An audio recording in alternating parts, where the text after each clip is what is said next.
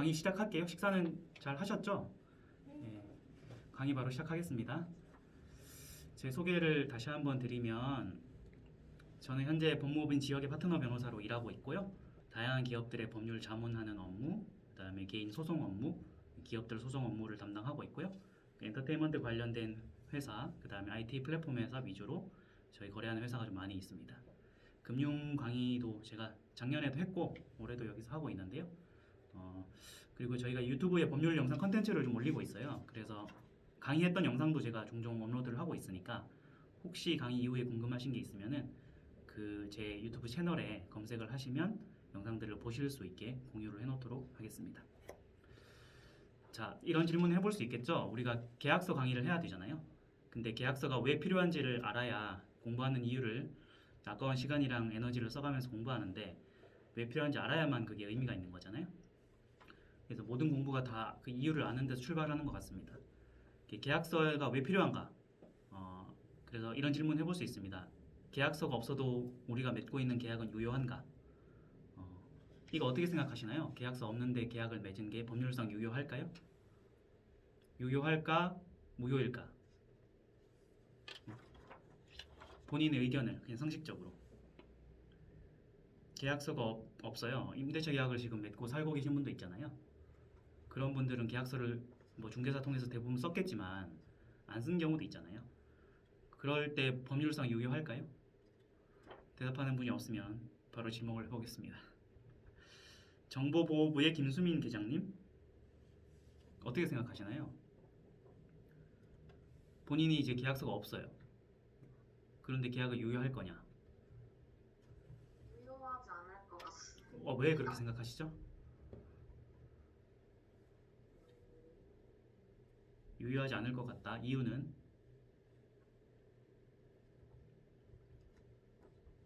저는 뭔가 계약을 했다고 확인할 수 있는 증표가 없어서. 증거가 없어서 유효하지 않을 것 같다. 혹시 유효하다고 생각하시는 분? 증거는 없지만 유효하다고 생각하시는 분 있나요, 혹시? 감사부의 이수환 감사역님, 이수환님, 어떻게 생각하시나요? 유효하지 않을 것 같습니다. 왜 그렇게 생각하시죠? 아까 말씀 주신 것처럼 증거 자료가 없어서 그럴 것 같습니다. 증거 자료가 없어서 그렇다. 제가 이거 질문 이론적으로 드린 거잖아요. 지금 분쟁에 들어간 게 아니고 그냥 일반적인 Q&A로 하면 유효합니다. 유효한데요. 구두계약도 이제 법률상 효력이 있어요. 꼭 계약서가 없어도 이따 말씀드리겠지만 뭐 카톡 자료라든지 이메일 자료를 증거로 쓸 수 있는 거니까 유효는 합니다. 다만 이제 지금 두 분 말씀처럼 다른 증거도 아무것도 없고 마지막 가장 좋았던 계약서조차도 없다면 이론적으로 유효하다고 해도 분쟁 속에서 의미가 없겠죠. 그래서 정확한 대답은 구두계약도 유효는 하지만 분쟁에 들어가면 증거가 없기 때문에 증명이 어렵다. 이게 어떻게 보면 정확한 대답이겠죠. 근데 유효하다고 생각하는 것보다 유효가 아니라고 생각하는 분이 좀 안전하신 것 같긴 합니다. 그래야 준비를 할 수 있으니까요. 제가 이제 하루에도 뭐 전화 상담, 방문 상담 수없이 많이 합니다. 근데 이제 좀 연령대가 조금 있으신 분들, 그리고 어떤 관념적인 어떤 그런 생각을 가지고 계신 분들이 지금 이런 말씀들을 많이 하세요. 마지막 멘트로 보통 날립니다. 이러저런 얘기를 한 다음에 어떤 정의에 대해서 정의가 승리할 거니까 우리가 이길 수 있다든지 뭐 진실은 언젠가 밝혀지니까 괜찮을 거다라든지 이렇게 말씀들을 많이 하세요. 실제는 불안해서 그러겠죠. 근데 그래서 그러면은 이제 우리가 결과를 잘 내기 위해서 자료를 이러이런 자료를 좀 보내주십시오. 증거를 하면은 증거는 없다 그래요. 예. 그럼 증거가 없는데 어떻게 정의가 밝혀지냐 이런 생각을 해볼 수 있겠죠. 그러니까 사람들의 관념 속에는 자기가 어떤 행동을 하지 않아도 어떤 정답이 정해져 있는 것처럼 생각하는 편견이 있어요. 그거는 굉장히 위험하고 그래서 이제 계약서 같은 증거를 잘 준비를 해야 됩니다. 그 사무엘 베케트의 책이기도 하고 연극 있잖아요. 이거 보신 분도 있을 텐데 이 두 사람이 이제 연극단에 나와서 서로 이제 뭐 하냐고 얘기를 하죠. 그럼 한 사람은 너는 뭐 하냐 하면 이제 고도를 기다린다. 다른 사람 너는 뭐 하냐 고도를 기다린다. 이 얘기만 하고 한 2시간 끝나버린 연극이거든요. 제가 이 대학교 1학년 때 돈 주고 과제 때문에 봤는데 돈이 너무 아까운 거예요. 아무것도 없고. 이런 연극을 왜 보라고 하냐, 이 과제를 왜 냈냐, 그때는 몰랐죠. 근데 한 10여 년이 흐른 후에 이 연극이나 책의 주제를 제가 알게 됐어요. 그리고 조금 생각하게 만드는 연극이었다. 그래서 고전이었구나라는 생각을 했는데요. 여기서 고전은 다양하게 해석할 수 있습니다. 꿈이 될 수도 있고요, 정의가 될 수도 있어요. 근데 우리가 어떤 꿈을 꾸든 목적이 있지 않습니까? 사람들은 어떤 말을 하는 것으로 자신의 행동을 다했다고 생각하는 경향이 있죠. 그러니까 고도를 기다린다는 말을 함으로써 거기에 걸맞는 행동을 했다고 착각하지만 실제 연극이 그냥 끝나버리고 인생이 끝나버리는 거죠. 맞지? 그래서 이게 제가 알기로 어떤 2차 대전 시기인가 그때 꿈을 꾸지만 다들 거기에 걸맞는 아무 행동도 하지 않는 세태를 비판하는 고전으로 알고 있어요. 우리가 어떤 진실이나 정의 같은 정답을 찾기 위해서는 거기에 걸맞는 행동을 하지 않으면 이렇게 그냥 인생이 끝나버리는 거죠. 예. 그래서 중요하다라는 거고요. 그래서 진실은 고정돼 있지 않고 기억이라는 게 얼마든지 재편집될 수 있습니다. 실제 문장에 들어가면은 행동할 수 있는 그 자료, 그것만이 진실이 재구성되는 거예요. 예. 그래서 자료 준비가 가장 중요한 행동이고요. 영상을 잠깐 보고 이어가도록 할게요. 보신 분도 많을 텐데. 그 장필호하고 오 회장한테 안상구 소개 그런 적 없습니다. 대기업의 회장과 정치인이 뭐하러 한낱 깡패를 만나겠습니까? 상식적으로 이해가 안 가는군요. 아 그래요. 볼까요? 1995년 미래자동차 노조 파업 때도 용역 깡패들이 동원이 됐고 96년 15대 총선 때 신정당 선거 운동에도 동원됐고 98년 미래자동차 공장부지 매입 때도 동원이 됐고 이제 뭐 상식적으로 매우 이해가 되십니까? 어떠어떠하다고 보기 힘들다. 이런 말 많이 하잖아요. 검찰에서 피의자 조사할 때도 그렇고 언론에서 기사 작성할 때도 자주 쓰곤 하죠. 그런데 이게 다 독가시 장난이라는 건 의도가 있다고 보기 힘들다. 고의가 있다고 보기 힘들다. 연관이 있다고 보기 힘들다. 청탁이 있다고 보기 힘들다. 근데 이게 안상구 같은 깡패한테는 어떻게 적용이 될까요? 의도가 있다고 볼 수 있다. 고의가 있다고 볼 수 있다. 연관이 있다고 볼 수 있다. 청탁이 있다고 볼 수 있다. 심지어는 매우 보여진다라고도 쓸 수 있죠.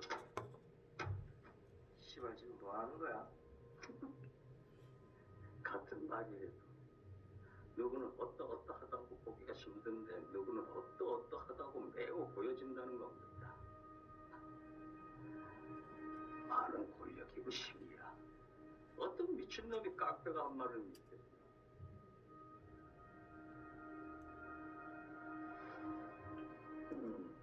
벌써 조간신문 나올 시간이네. 신문 좀 볼 수 있겠습니까? 자, 요거 영화 보신 분 많으시죠? 요게 이제 언론사 주필로 나오지 않습니까? 그래서 어떻게 말을 정의하는지에 따라 그 사람 그게 하나의 권력이 된다 이런 말이죠. 그게 이제 기자들이 그 언론사에서 기사를 쓸 때도 그렇고 저희 변호사들이 계약서를 볼 때도 그래요.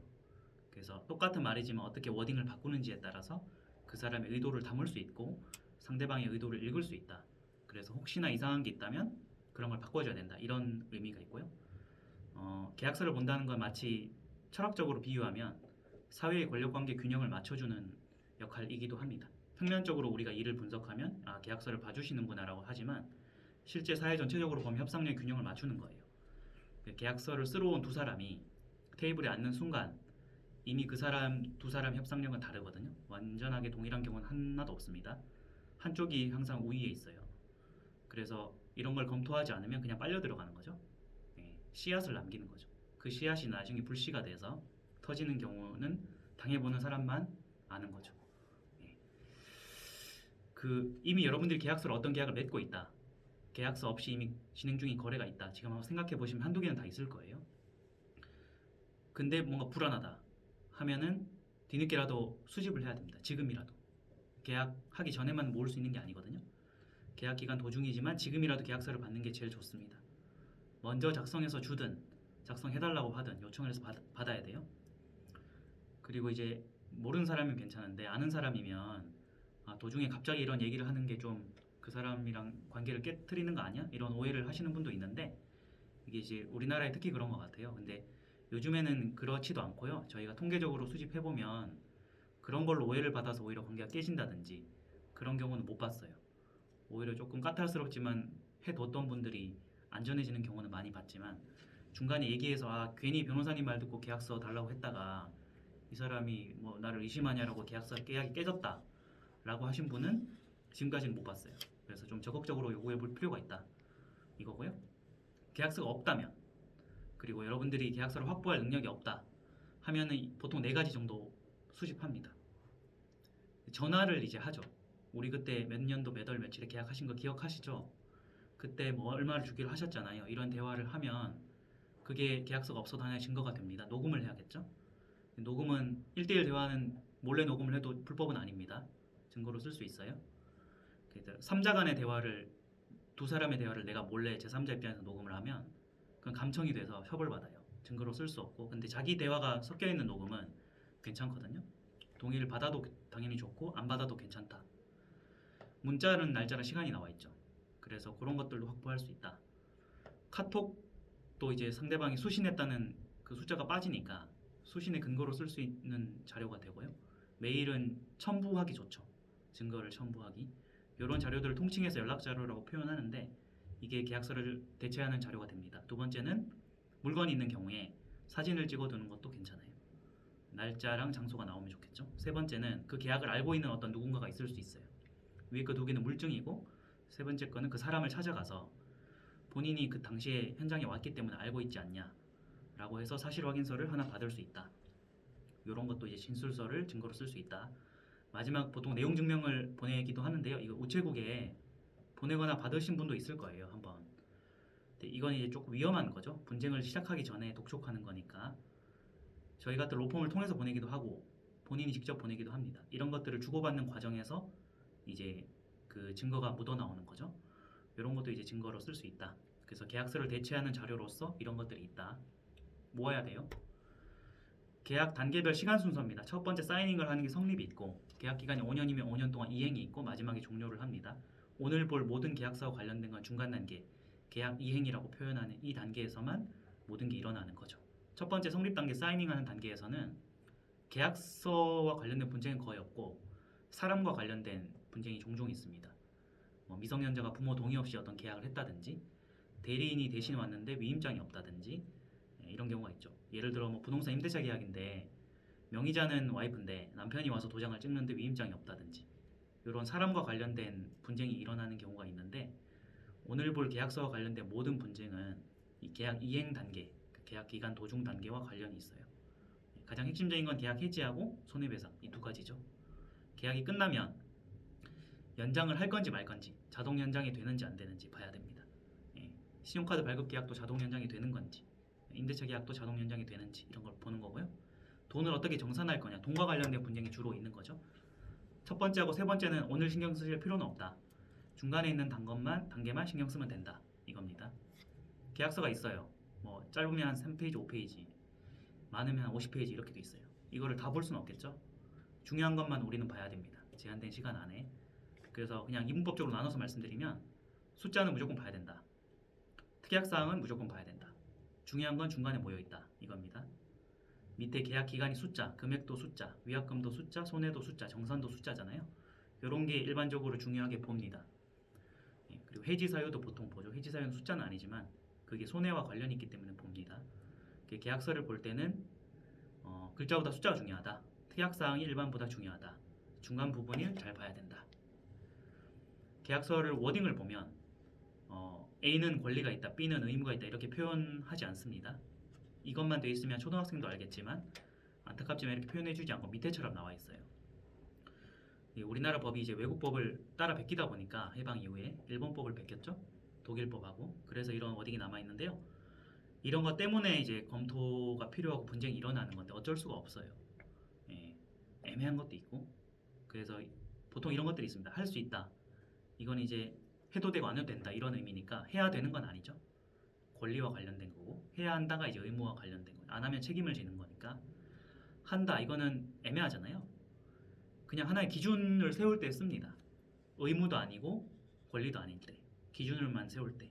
그러니까 어떤 대략적인 상호간 MOU 체결하거나 이럴 때 MOU는 그 자체로 어떤 법률상 분쟁이 있는 건 아니고 우리가 잘 해보자 이런 의미잖아요. 그럴 때 이런 용어를 씁니다. 제가 어제 마침 안 그래도 어떤 그 유튜브 크리에이터 관리해주는 MCN 회사하고 MOU를 체결하게 됐는데 MOU라는 거는 이제 그 회사가 어떤 회사인지 모르고 그 회사도 저를 잘 모르니까 일단 우리가 MOU를 체결해서 한다라는 워딩으로 작성을 한 다음에 서로를 알아가는 거죠. 알아가고 서로 신뢰가 쌓이면 그 뒤에 이제 해야 한다 이런 걸 쓰는 거죠. 계약서로. 그래서 한다라는 것 때문에 분쟁이 일어날 가능성이 있는데 이거는 의무는 아니다. 노력해야 한다는 의무긴 한데요. 정성적인 거잖아요. 그 측정이 어려워요. 최선을 다한다 마찬가지로. 이런 거는 이제 그런 블럭 치는 걸 왜 쓰냐 하면 우리가 계약을 할 때 숫자로 표시를 할 수 없는 게 좀 있습니다. 그런 것들을 이제 규정하기 위해 쓰는 용어죠. 영향을 미치지 않는다. 이건 둘 다 가능하다는 의미입니다. 양립 가능하다. 그러니까 A가 B에 영향을 미치지 않으면 A도 가능하고 B도 가능하다. 이런 의미예요. 추정한다, 간주한다. 이건 언뜻 같아 보이지만 예를 들어 추정이 됐는데 우리가 뭐 다른 증거를 가져오면 알리바이로 깨지는 경우, 간주는 깨지기 어려운 경우, 추정은 깨질 수 있지만 간주는 깨지기 어렵다. 이런 법률적인 차이가 있습니다. 자, 저희가 썼던 계약서 이렇게 보면 의무 규정을 만들어야 돼. 예를 들어서 그럴 때는 왼쪽처럼 하면 안 되고 오른쪽처럼 의무로 표시를 해야 되는 거죠. 분명하게 해둬야 돼요. 자, 계약서를 볼 때 뭔가 좀 미심쩍은 게 있다. 그러면 추상적인 건 일단 다 뺍니다. 구체적으로만 씁니다. 조금 적나라하다 싶을 정도로 구체적인 문구를 써요. 이따가 보겠지만 항이 있고 호가 있는데요. 각 호의 마지막은 항상 잘 봐야 된다. 이런 게 있습니다. 여기 보시면 왼쪽에 표시한 게 조, 7조 1항 7호죠. 이게 저희가 실제 다뤘던 계약서, 투자 계약서였고 7조 1항 호잖아요. 7호가 마지막 호잖아요. 호의 마지막은 항상 주의를 해야 되는데 왜냐하면 추상적인 게 보통 들어있습니다. 여기 빨간색 표시된 거 보면 경영상태 5월 재무상황에 통상적이지 않은 변동 또는 부정적 변동. 이건 너무 추상적이다. 빼라. 이렇게 이제 회신을 주는 거죠. 법률 자문이. 여기 이제 한글 파일이면 여기 주기도 하고 워드 파일이면 메모장에 붙여주기도 합니다. 그래서 이렇게 추상적인 건 빼는 게 좋겠다. 오른쪽도 마찬가지로 중요한 하자를 어떻게 정의하냐. 추상적이다. 빼라. 왼쪽 위에도 마찬가지로 중대하게 부정적인 게 어디까지인지 모르겠다. 이것도 빼야 됩니다. 오른쪽도 중대하게 부정적. 이런 건 뺀다. 그러니까 오른쪽도 보면은 2항 4호잖아요.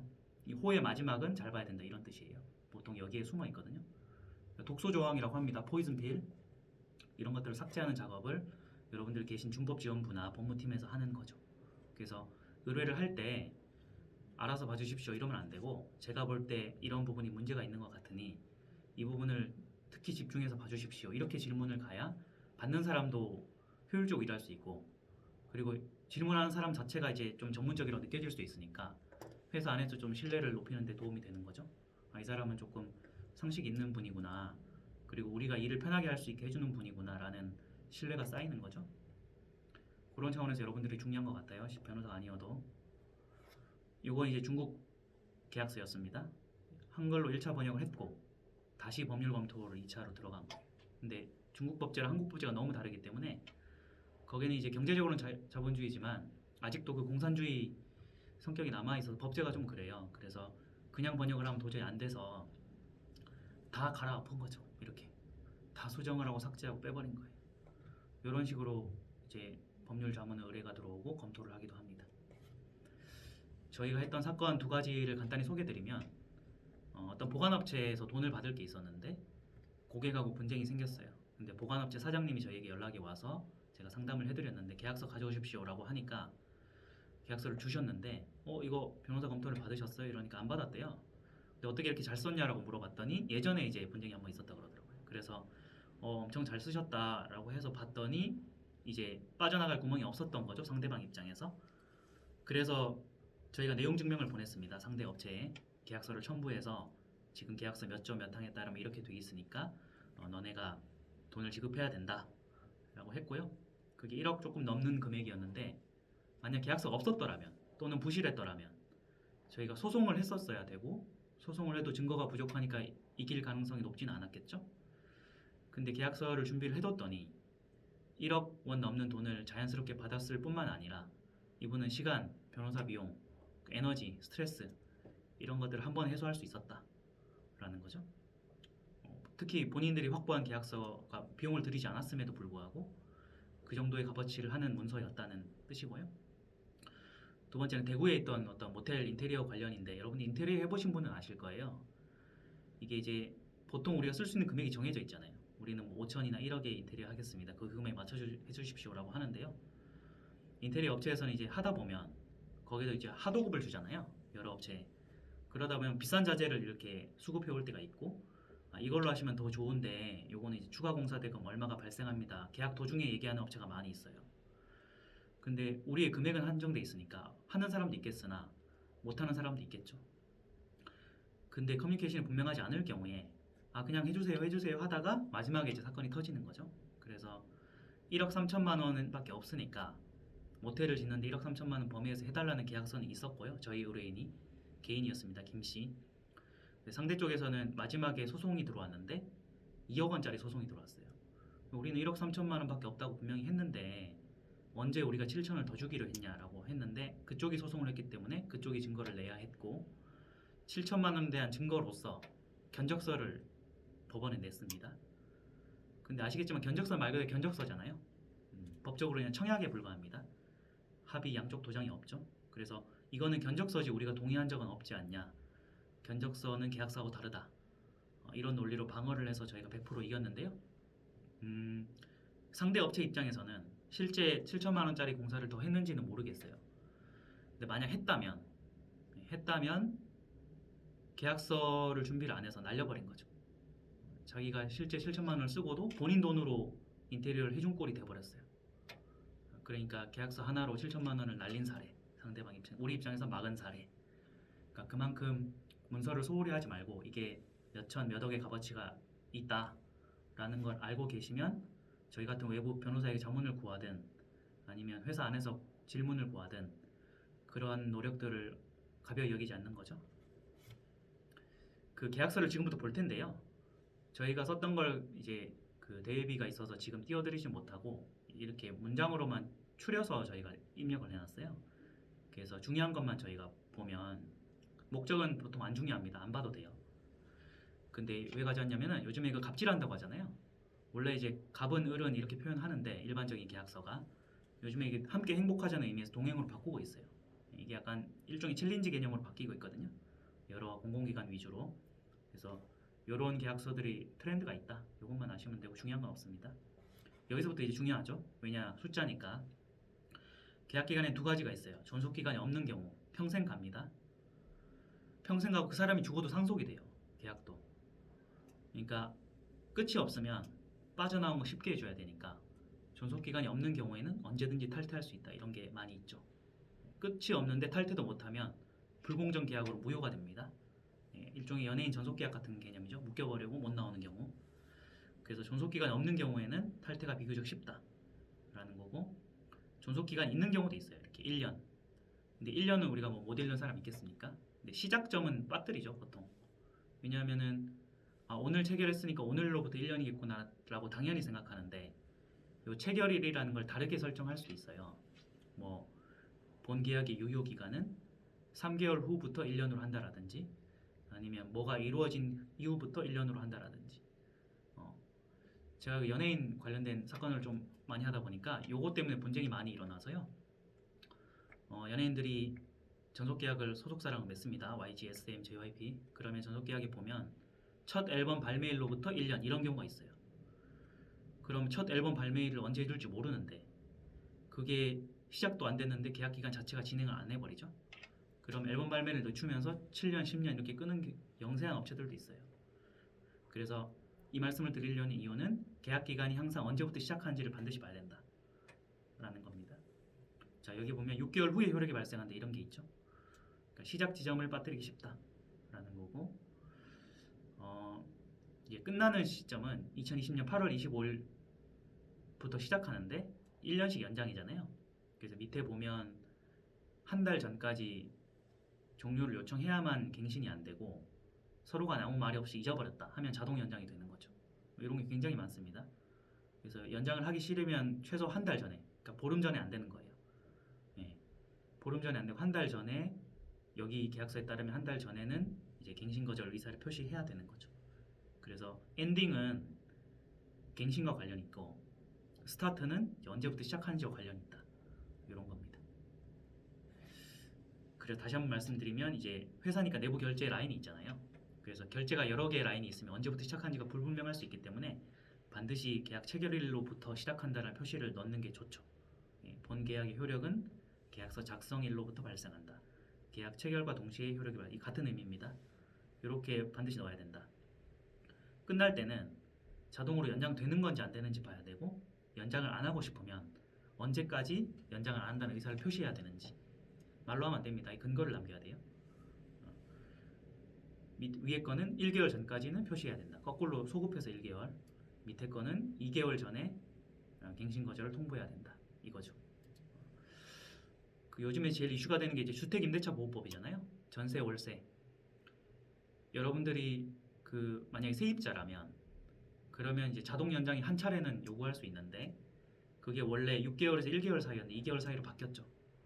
그래서 예를 들어서 오늘 끝난다고 치면은 전세 계약이 오늘부터 역산해서 뭐 45일 전에 나는 그 갱신을 하겠습니다라고 하면 효력이 없다는 거죠. 왜냐하면 2달이 안 돼 버렸기 때문에. 그래서 갱신을 할지 말지는 소급해서 2달이 되는지 한 달인지 확인해야 된다. 이런 거죠. 네.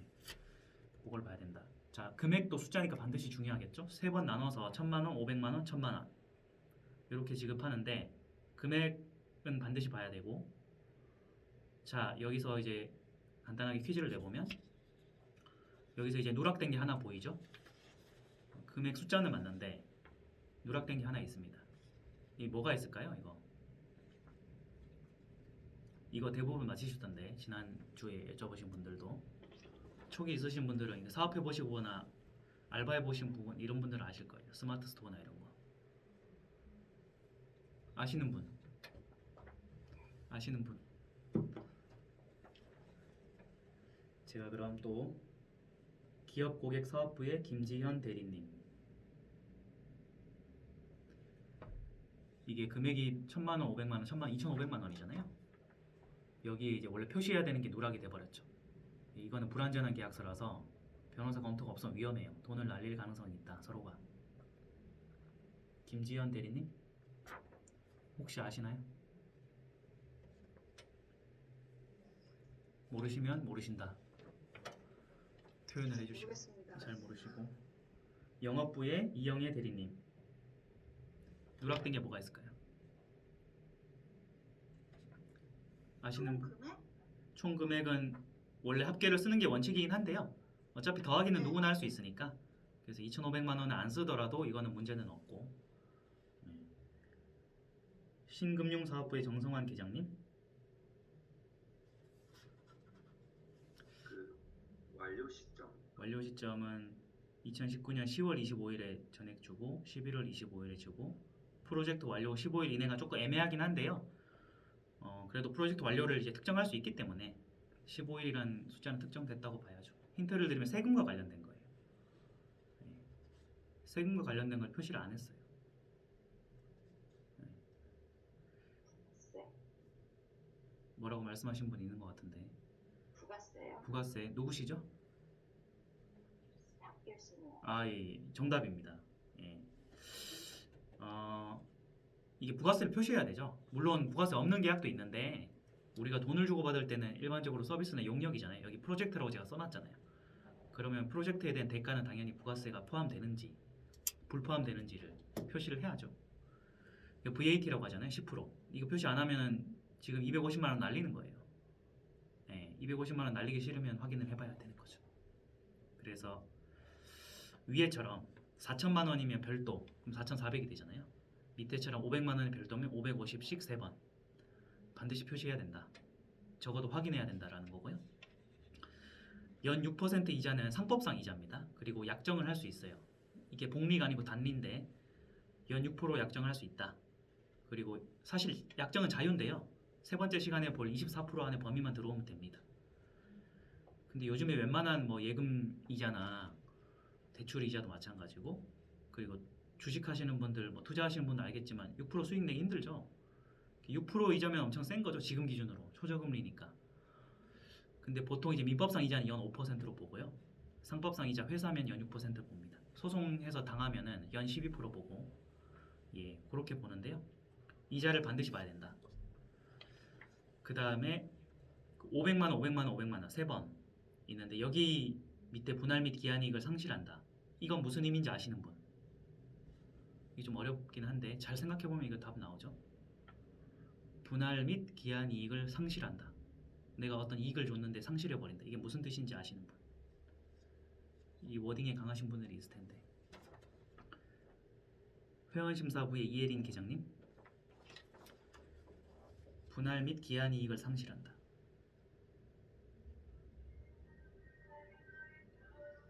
혹시 아시나요? 감으로. 이자 같은 거를 안 받는 거. 이자 같은 거를 안 줘도 된다? 이자는 사실 밑에는 지금 이자가 표시가 안 됐으니까 이자는 아니고, 여기 분할이라고 했잖아요. 분할, 기한은 데드라인이라는 의미죠. 분할과 기한을 줬는데 그걸 빼앗아 버리겠다는 거예요. 자, 내가 3월 말까지 500을 주고 6월 말까지 500을 주고 9월 말까지 500을 줄 수 있도록 쪼개줬잖아요.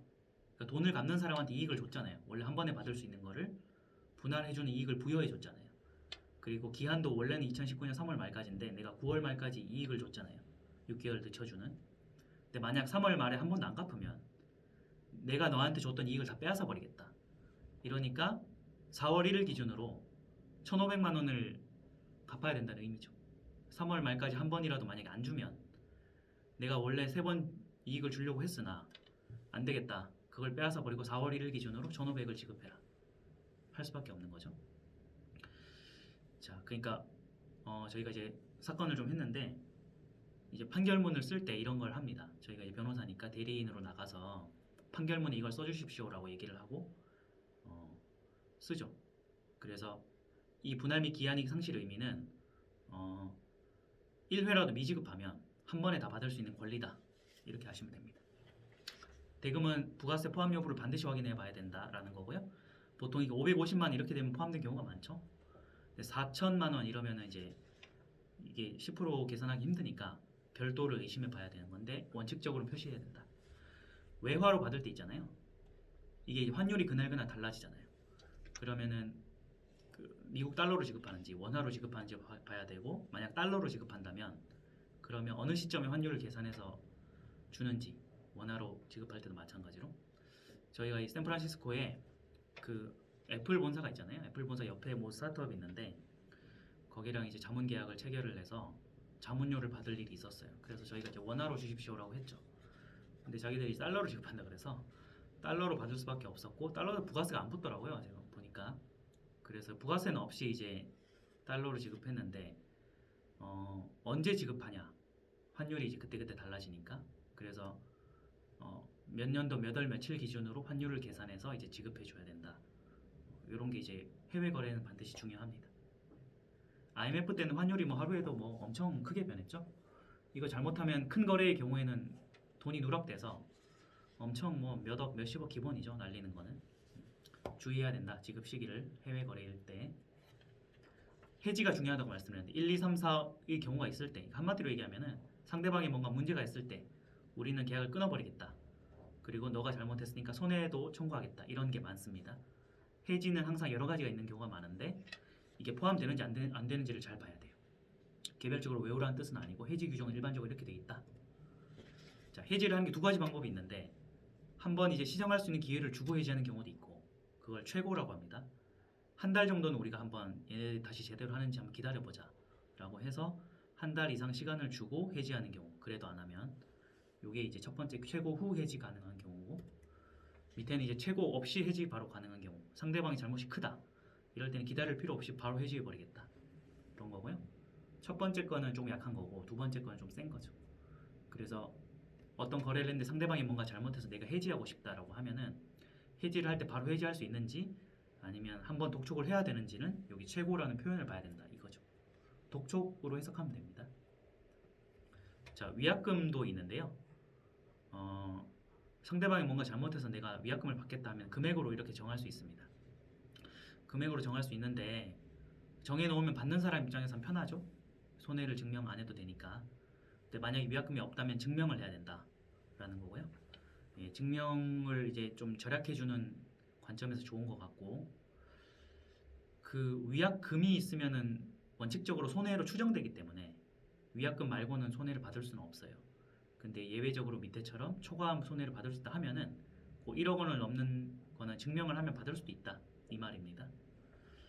그리고 여기는 없지만 이제 두 가지가 있는데, 하나가 이제 위약금이 있고 위약벌이라는 것도 있어요. 벌. 위약금과 위약벌의 차이를 혹시 아시는 분? 위약금은 내가 1억 하면 1억 받을 수 있는 거잖아요. 여기에 만약에 위약벌 1억 원이라고 했다. 한 글자 차이인데 어감이 다르죠? 위약금 1억하고 위약벌 1억이 다른지 뭔지 아시는 분? 위약금을 청구하면은 손해를 원칙적으로 청구할 수 없어요.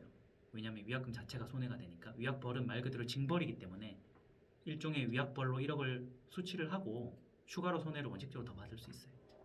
그래서 더 센 거죠. 근데 위약벌은 많지는 않고 위약금만 있다 일반적으로. 얼마인지는 봐야 된다. 영향을 미치지 않는다는 둘 다 가능하다는 의미라고 제가 말씀드렸죠. 해지도 할 수 있고 손해배상도 할 수 있다. 이런 의미로 이런 표현을 씁니다. 자, 불가항력은 양쪽 다 잘못이 없는데 계약이 끝나버린 경우. 원래는 이게 중요한 규정이 아니었는데 전염병이 생겼죠. 팬데믹. 그래서 이렇게 전염병을 집어넣습니다. 근데 없는 계약이 더 많아요. 이 불가항력에 전염병이 없는 경우가 많은데 코로나가 터졌으므로 만약에 전염병이 없었더라면 코로나는 불가항력에 포함될 거냐? 이거 어떻게 생각하시나요? 코로나가 불가항력에 포함된다고 생각하시는 분.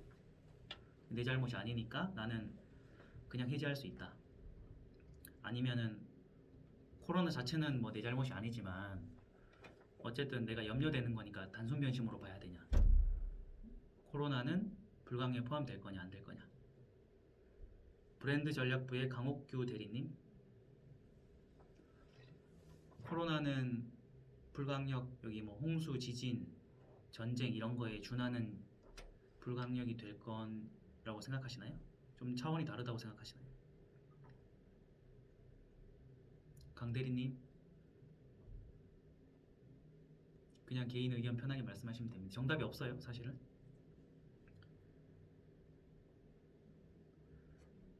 어떻게 생각하시나요? 안 된다고 생각합니다. 다시 한번 말씀해 주실래요? 안 된다고 생각합니다. 왜 안 된다고 생각하세요? 실례지만. 코로나까지 불가항력을 포함해주면 그 범위가 너무 크다고 생각을 해요. 코로나를 여기 홍수, 지진까지 포함해버리면 너무 범위가 커진다. 한 분만 더 여쭤보고, 업무혁신부의 장경숙 대리님, 포함되는 업무도 있고 안 되는 것도 있을 거예요. 어떤 게 혹시 있을까요? 지금 불리한 경우라면. 이제 주변에서 봤을 때 예. 영향을 미치는 경우도 있고 이제 자기 이제 업무가 셧다운돼서 예. 손해를 끼치는 경우는 손해배상을 하는 아. 경우도 있어서 불가항력은 아닌 것 같아요. 그러니까 케이스 바이 케이스로 봐야 된다. 네네. 그렇죠. 사실 이게 정답인데 우리가 이분법적으로 자꾸 대답하려는 경향이 있잖아요. 제가 질문을 그렇게 하기도 했고, 근데 이렇게 대답하시는 분은 여기서 강의할 때는 처음이네요. 제가 그래서 유튜브에 이 코로나와 관련된 영상을 하나 촬영한 게 있는데 이걸 잠깐 볼게요. 이걸 보고 잠깐 쉬는 걸로 할게요.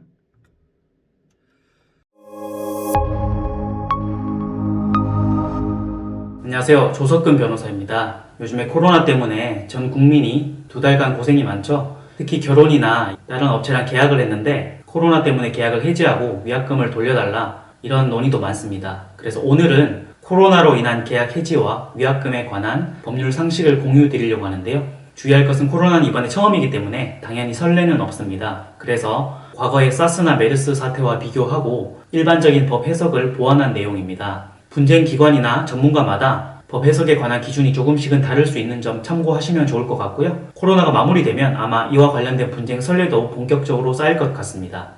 일단 계약서를 1차적으로 먼저 봐야 합니다. 그리고 약관이 있으면 약관도 봐야 하는데요. 왜냐하면 약관은 계약서에 편입이 되기 때문입니다. 계약서에는 계약 해지와 위약금, 손해배상, 채무불이행, 그리고 특약사항 위주로 계약서를 봐야 합니다. 약관은 주로 면책사유 규정을 보면 되는데요. 만약 자기가 한 계약이 계약서도 없고 약관도 없는 계약이라면 일반적인 민사법 해석에 따르게 됩니다. 계약서가 없는 경우라 하더라도 그 기준이 크게 다르지는 않으니까 안심하셔도 괜찮습니다. 핵심은 코로나 때문에 계약을 해지하는 것이 과연 천재지변인가 하는 것입니다. 왜냐하면 계약서나 약관에는 천재지변일 경우에는 불가항력으로 보기 때문에 위약금 없이 계약 해지가 가능하기 때문인데요. 그래서 만일 코로나가 불가항력, 그러니까 천재지변에 포함이 된다면 계약 해지가 자유롭게 가능하지만 불가항력 포함이 되지 않는다면 소비자의 주관적 사정이기 때문에 계약을 해지할 때 위약금을 내야 하는 것입니다. 코로나와 관련된 계약 해지는 총 4가지 경우의 수로 나누어 볼 수 있을 것 같습니다. 첫 번째는 어떤 업체랑 내가 계약을 했는데 내가 만약 그 계약대로 그 업체에 방문했을 때 자기나 주변 사람이 코로나에 걸릴 게 염려가 돼서 계약을 해지하는 경우입니다. 국내일 수도 있고 해외일 수도 있는데요. 이 경우가 과연 코로나로 인한 천재지변에 포함되느냐? 안타깝지만 지금으로서는 천재지변으로 보기는 어려울 것 같습니다. 왜냐하면 단순히 미래에 어떤 염려가 된다는 사정만으로는 이미 확정된 불가항력으로 보기가 어렵기 때문인데요. 그래서 위약금 없는 계약 해지를 법률 공방으로 바로 돌입하기보다는 일정을 변경하거나 상대 업체와 협의해서 해결하는 편이 좋겠습니다. 두 번째는 상대 업체에서 코로나로 인해서 기관을 폐쇄하거나 상대 업체의 직원이 확진자가 발생해서 소비자가 방문하지 못하도록 하는 경우입니다. 이 경우는 업체 측 사정이고 소비자의 잘못이 아니기 때문에 천재지변에 준해서 위약금 없이 계약 해지가 가능할 것으로 보입니다. 계약 해지뿐만이 아니라 소비자가 별도의 손해를 입었다면 손해배상까지도 가능할 수 있는데요. 이때 말씀드린 손해배상이 가능한 경우라는 것은 해당 계약으로 인해서 다른 계약까지 마찬가지로 해지가 되고 재산상 손실을 발생하는 경우를 이 업체에서 이미 알고 있는 경우입니다. 그래서 이 업체에서는 자신의 업체가 코로나 때문에 계약을 해지하고 소비자가 그로 인해서 다른 손해까지 발생한다는 것을 이미 알았음에도 불구하고 계약을 해지하기 때문에 별도의 손해를 배상해야 하는 것입니다. 세 번째는 외국 업체랑 계약을 했고 해당 업체가 속한 국가에서 한국인을 입국 금지하거나 격리 조치하는 경우가 있을 수 있습니다. 어떻게 보면 제일 복잡한 경우라고 볼 수 있는데요. 엄밀히 따지면 이 경우는 소비자의 잘못도 아니고 해당 업체의 잘못도 아닙니다. 다만 그 국가에서 어떤 조치가 있을 따름인데요. 이때도 위약금 없이 계약 해지가 가능한 천재지변에 포함될 것인가는 바로 계약의 목적과 관련이 있습니다. 다시 말해서 특정 날에 반드시 해야만 하는 어떤 계약이라면 그 국가의 조치로 그날에 못하기 때문에 위약금 없는 계약 해지가 가능할 수 있습니다. 하지만 그 계약이 꼭 그날에 해야 되는 게 아니라 다른 날을 변경을 하더라도 크게 무리가 없는 계약이다. 계약의 속성상 변경이 가능하다고 하면은 그 기간 동안에 어차피 입국 금지나 격리 조치가 풀릴 수 있기 때문에 먼저 일정 변경이나 협의를 요청하는 편이 좋을 것 같습니다. 만일 바로 위약금 없이 계약을 해지하기 위해서 상대 업체에 문의를 했는데 업체에서 불가능하다고 회신이 왔을 경우에는 전문가의 자문을 얻고 자신이 한 계약이 어느 경우에 해당하는지를 사전에 검토할 필요가 있는 것입니다. 다만 해당 업체랑 계약을 했고 위약금 없이 해지가 불가능하다고 하더라도 지연으로 인한 손해는 배상받을 수 있습니다. 그래서 딜레이로 인한 손해를 배상받는 것을 조건으로 해당 업체의 위약금 없는 계약 해지를 협상의 수단으로 활용해 보는 것을 생각해 볼 수 있습니다. 네 번째는 해외 업체랑 계약을 했는데 그 업체 국가가 아니라 그 해외에서 돌아왔을 때 국내에서 격리 조치하는 경우입니다. 내가 해당 국가에 방문을 했다가 돌아오면 국내에서 격리 조치가 되기 때문에 해당 업체의 계약 해지를 요청하는 경우인데요. 이 경우는 안타깝지만 첫 번째와 마찬가지로 불가항력으로 보기는 어려울 것 같습니다. 물론 소비자 개인적인 사정이 아니라고 하더라도 해당 외국 업체에서는 그 나라 국가에서 일어난 조치가 아니기 때문에 바로 국내 관할권 안에서 일어난 일을 소비자의 어떤 사정으로 돌릴 것이기 때문인데요. 이때도 해당 업체에 바로 위약금 없는 계약 해지를 소송으로 풀기보다는 일정 변경이나 협의로 요청하는 편이 현명할 것 같습니다. 마지막으로 위약금 없는 계약 해지가 불가능해서 위약금을 줘야 하는 경우라고 하더라도 그 위약금이 과도하게 크다면 경우에 따라서는 법률상 감액 또는 무효를 주장할 수 있습니다. 일반적으로 계약금의 2배나 3배 정도의 위약금은 몰라도 5배나 10배 또는 고정금액이 지나치게 과다하다면 계약 해지와 별도로 위약금 자체의 무효를 주장해 볼 수 있는 것입니다. 지금까지 코로나 계약 해지와 위약금에 관해서 알아봤는데요. 자신이 맺은 계약이 제가 말씀드렸던 어떤 경우에 해당하는지를 먼저 보고 궁금하면 전문가 사전에 반드시 자문을 얻고 대응하는 것이 좋겠습니다. 자칫 성급하게 소송에 돌입했다가 코로나뿐만이 아니라 법률 공방으로 인해서 또 다른 스트레스가 되지 않도록 주의하시는 것이 좋겠습니다.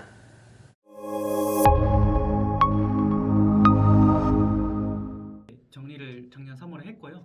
그 이후에 더 확진자 더 많이 나오고 상황이 또 달라져서 더 많은 케이스가 나왔던 것 같아요. 그래서 요거가 일단 코로나 관련돼서 불강력과 관련된 규정이었다까지만 하고요. 저희가 시간이 좀 많이 지나서 한 15분만 쉬었다가 지금 48분이니까요. 정확하게 2시 3분에 3시 3분에 3시 3분에 다시 2교시 하는 걸로 하겠습니다.